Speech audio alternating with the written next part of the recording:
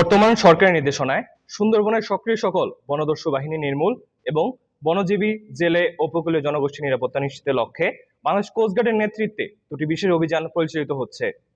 Operation mangrove shield এর আওতায় অভিযান পরিচালনা করে সুন্দরবনে কুখ্যাত ডাকাত দোলাভাই বাহিনীর ৩ সক্রিয় সদস্যকে গুলিবিদ্ধ অবস্থায় অস্ত্র ও গোলাবারুদ সহ আটক করা হয়। গোপন সংবাদের ভিত্তিতে জানা যায়, সুন্দরবনে কুখ্যাত ডাকাত দোলাভাই বাহিনীর সদস্যরা খুলনা জেলার কয়রা থানার বনপাড়া সংলগ্ন সুন্দরবনের গহীনে অবস্থান করছে।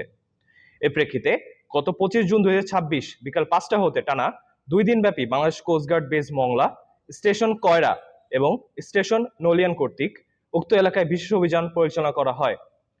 অভিযান চলাকালীন দস্যুদের বহনকারী দুটি বোট শনাক্ত করে কোস্টগার্ড সদস্যরা থামার সংকেত প্রদান করে।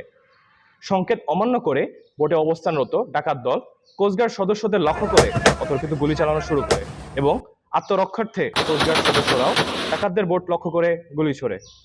উভয় পক্ষের মধ্যে তীব্র বন্দুকযুদ্ধের এক পর্যায়ে ডাকাতদের একটি বোটে অগ্নিকাণ্ড ঘটনা ঘটে এবং অপর একটি বোট ডুবে যায়।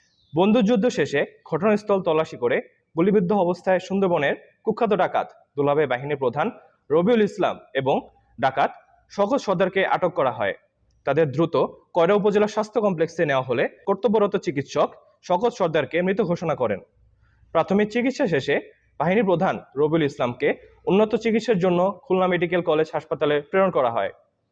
এদিকে অভিযানের সময় পালিয়ে যাওয়া ডাকাতদের ধরতে বাংলাদেশ কোস্টগার্ড এবং বাংলাদেশ পুলিশের সমন্বয়ে অভিযান অব্যাহত রাখা হয়।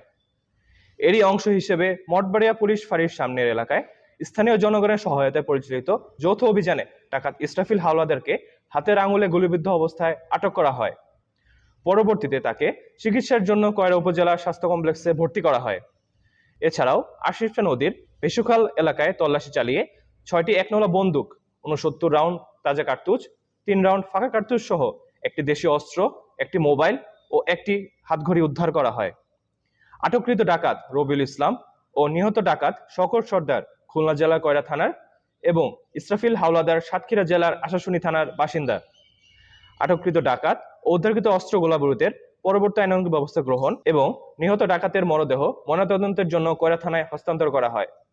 সুন্দরবনকে সম্পূর্ণরূপে দোষমুক্ত করতে ডাকাত ও তাদের সহায়তাকারীদের বিরুদ্ধে কোস্টগার্ড ভবিষ্যতেও এ ধরনের অভিযান অব্যাহত রাখবে।